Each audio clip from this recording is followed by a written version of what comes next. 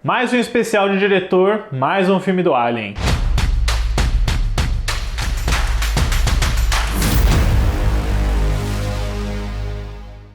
Olá, fãs da Sétima Arte, meu nome é Lucas Nascimento e esse é o Lucas Filmes, e hoje nós vamos iniciar um novo especial de retrospectiva de diretor, de filmografia completa, agora para falar sobre o grande David Fincher, esse cineasta americano que produziu e dirigiu alguns dos melhores filmes que a gente viu nos últimos anos aí, e que vai retornar finalmente com um novo filme para Netflix, The Killer, que chega direto no streaming em novembro. Então, até a estreia do The Killer chegar, vamos recapitular todos os filmes dirigidos pelo Fincher, começando com Alien 3, filme lançado nos cinemas em 1992. Mas antes eu pedi para você curtir esse vídeo, se inscrever no canal e ativar o sininho para não perder a notificação dos próximos vídeos. Bom, pessoal, se acomodem, tenham paciência e tempo, porque a história de desenvolvimento de Alien 3 é uma das mais turbulentas e complexas que Hollywood viu no século passado, e a gente começa, obviamente, com o sucesso do Aliens, o Resgate, do James Cameron, que ele lançou em 1986,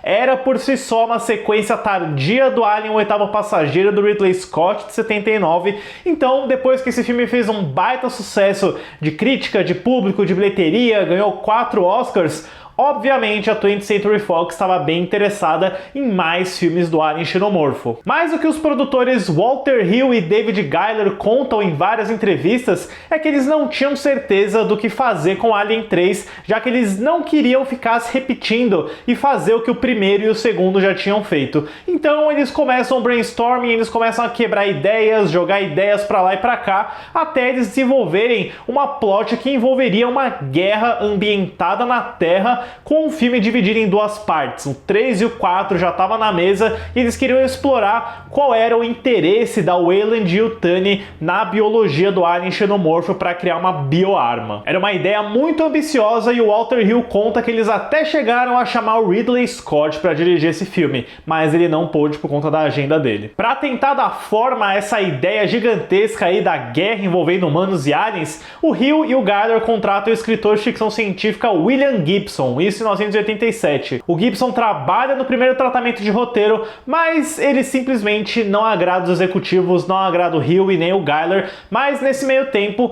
o Hill conversa bastante com o cineasta Renny Harlin, que tinha acabado de fazer A Hora do Pesadelo 4, o Mestre dos Sonhos, e ele é contratado para dirigir Alien 3. O que o Harlin conta em várias entrevistas é que a ideia e desejo pessoal dele era mostrar a origem dos aliens, o planeta natal deles, como que eles se tornam assassinos, coisas que a gente só veria nas telas como Prometheus e o Alien Covenant do Ridley Scott. O desenvolvimento continua e em 1989 o roteirista Eric Red, de A Morte Pede Carona e Near Dark, é contratado para continuar de onde o Gibson parou e desenvolver um novo roteiro. O tratamento dele envolvia uma estação espacial e até mesmo a possibilidade da Ripley não voltar e do Hicks do Michael Biehn ser promovido a protagonista. Mas isso simplesmente não decolou, não agradou o pessoal do estúdio, a Sigourney Weaver também não, afinal ela já tinha uma participação criativa muito maior, ela foi indicada ao Oscar pelo Aliens, e o Reds acaba deixando o projeto. Nesse meio tempo, o Hill também chegou a conversar com o David Twalhy, que depois ficaria conhecido pelo trabalho dele na trilogia do Riddick com Vin Diesel,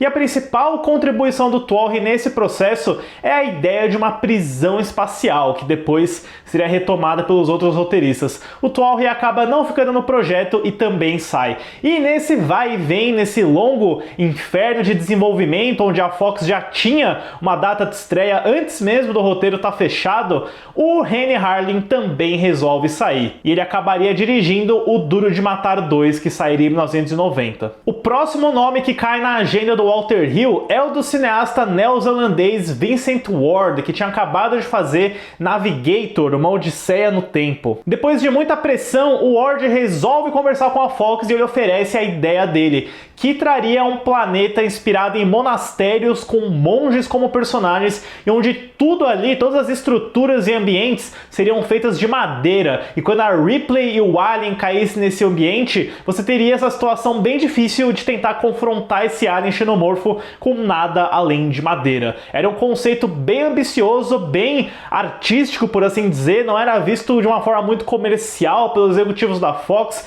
e justamente por isso, por essa visão mais cabeça do Ward e os interesses financeiros da Fox, a relação dos dois acabou não dando certo e o Ward também saiu do projeto. Mas o nome dele continuou no argumento do roteiro, porque vários aspectos do trabalho dele ainda estão no resultado final do Alien 3. E correndo contra o tempo para conseguir chegar naquela data de estreia, o Hill e o Giler tentam trabalhar num tratamento de roteiro junto com o Larry Ferguson para tentar dar aquela forma final para o projeto, que já não estava indo muito bem. A Sigourney Weaver estava bem insatisfeita, por exemplo, e nesse meio tempo a 20th Century Fox resolve contratar como diretor um cara que estava estourando aí no ramo de comerciais e videoclipes musicais, que é um certo David Fincher, que faria sua estreia na direção de longas-metragens. Mas o resultado foi um verdadeiro caos. Eles começam a filmar antes do roteiro estar pronto, muita grana é gasta, e o David Fincher é basicamente só a marionete do estúdio nesse processo. Ele teve vários embates criativos, muita interferência, ele não participou do corte final do filme, ele até hoje renega o resultado, ele fala que o filme não é dele. E, gente, eu recomendo demais para vocês a série de documentários do Charles de Lauzirica sobre os 4 filmes da antologia Alien, que é o material que veio no bônus da antologia Alien em Blu-ray, que é assim, fenomenal, é indispensável, talvez seja o melhor material bônus que eu já vi de qualquer filme em lançamento de mídia física. Fica a absoluta recomendação dessa série de documentários. Esse lançamento em Blu-ray, inclusive, também trouxe um novo corte do filme, o Assembly Cut, onde o Fincher se recusou a participar, ele realmente não quer saber mais nada de Alien 3, mas é um corte um pouco mais longo com algumas ideias e intenções originais do Fincher na década de 90. E o resultado final dessa versão de cinema do Alien 3, obviamente, não tem o mesmo brilho e maestria dos 2 primeiros filmes, é um resultado bem mais opressivo até,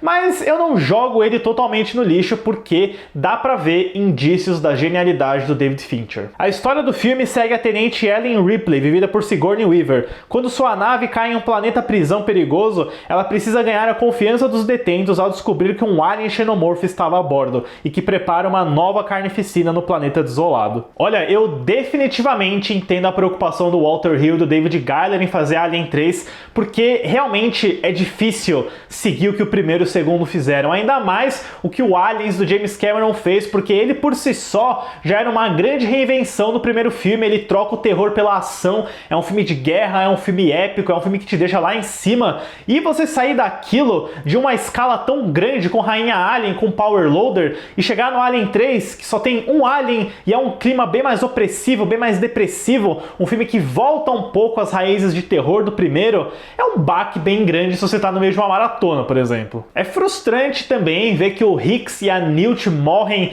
antes mesmo do filme começar, né? Uma morte off-screen desses 2 personagens, depois de tanto sacrifício e esforço que acontece no segundo filme para salvar a menininha, pro Hicks ter o arco dele, você nem vê esses personagens morrendo, né? Você meio que quer se livrar deles para concentrar só na Ripley. É uma decisão bem decepcionante, tenho que confessar, isso deixou o elenco meio chateado também, mas pelo menos eles conseguiram trazer a cabeça emmelecada aí do Lance Henriksen como bicho para uma ceninha pelo menos. Essa decisão de história do Alien 3 também acaba levando a uma repetição de arco, que é colocar a Ripley mais uma vez num estado de estresse pós-traumático. Depois de tudo que ela fez, ainda deu errado, a situação ficou ainda pior, e você meio que tá trilhando o caminho que o James Cameron já fez no filme anterior, mas a diferença é que o Cameron faz um arco completo, né? Ele vai do início ao fim com uma jornada de superação, de catarse, que é muito forte, que funciona, e o Alien 3 é meio que só deprê, é só opressão, é só melancolia, e não chega num ponto meio que satisfatório no final da história. Isso também garante um filme que definitivamente não é tão empolgante ou divertido de se assistir quanto o 1 e o 2,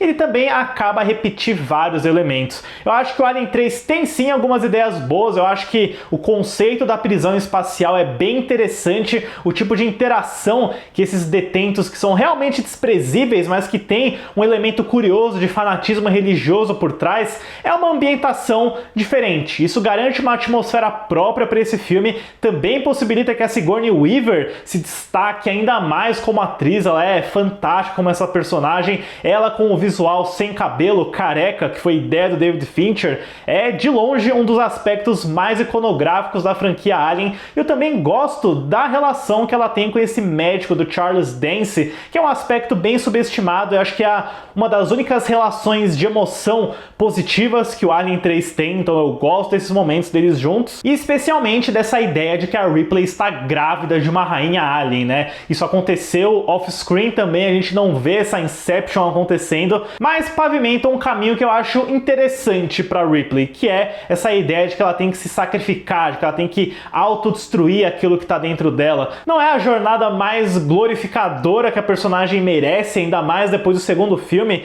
mas pelo menos eu acho que ele termina num lugar apropriado. E sobre o David Fincher, né, apesar dele falar várias vezes que esse filme não é dele renegar ele por completo, não dá pra ignorar o fato de que tem muita coisa aqui que já dá indício do cineasta brilhante que ele ia se tornar. Ele tem uma colaboração bacana com o diretor de fotografia Alex Thompson, e de cara você tem o visual clássico do Fincher com a fotografia quente, o tom pastel e o uso bem contrastado de sombras e níveis de preto. O primeiro assassinato do Alien, por exemplo, que acontece quando um prisioneiro tá limpando aquela hélice gigante no túnel, é uma imagem marcante, muito caprichada e que representa perfeitamente o tipo de atmosfera que esse filme tá tentando passar. Eu acho que o Fincher também faz um bom trabalho conduzindo a tensão e o trabalho do elenco. Ele garante uma das imagens mais marcantes da franquia Alien, que é quando o Alien tá abrindo a boca perto da Ripley, todo mundo lembra desse quadro aí. Eu só acho que o Fincher, apesar de ser bom com o terror, com o suspense, não é tão eficiente quando começa a correria, quando a gente tem o clímax onde os detentos e a Ripley têm que se unir para enfrentar o Alien.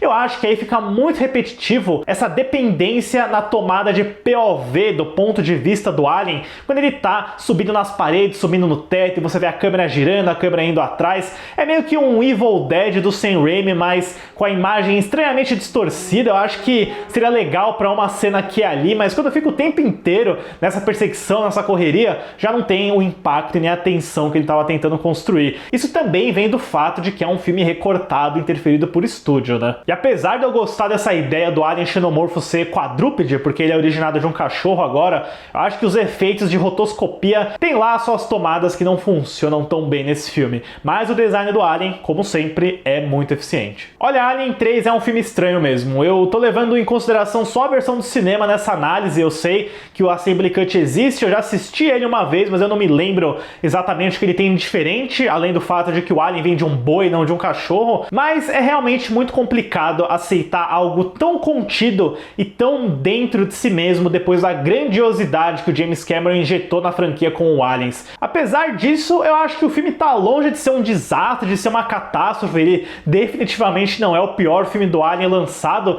e eu gosto de algumas ideias, eu gosto da Sigourney Weaver, mas principalmente de ver os pequenos passos que o David Fincher vai dando nessa carreira fantástica que ele teria pela frente. Para Alien 3, eu dou uma nota 6. E no lado financeiro, o Alien 3 continuou a crescente bem relevante que a franquia estava tendo nos cinemas. O filme estreou nos Estados Unidos em 22 de maio de 1992 com 19,449 milhões de dólares, arrecadando 55,473 milhões na bilheteria doméstica e 159,814 milhões no mundo inteiro. O Alien 3 também seguiria a tradição da franquia e garantiria uma indicação ao Oscar de melhores efeitos visuais. Mas ao contrário dos dois primeiros, o Alien 3 acabou perdendo a categoria. Quem ganhou aquele ano foi A Morte lhe Cai Bem, do Robert Zemeckis. Bom, pessoal, mas esse filme aqui dá início ao nosso especial do David Fincher. Deixem aí nos comentários o que vocês acham de Alien 3, se vocês acham que tem mais aspectos para serem salvos nesse filme, e também suas expectativas aí para a série de filmaços que a gente vai cobrir aqui no canal. Certo, pessoal? Obrigado pela visita e até a próxima sessão.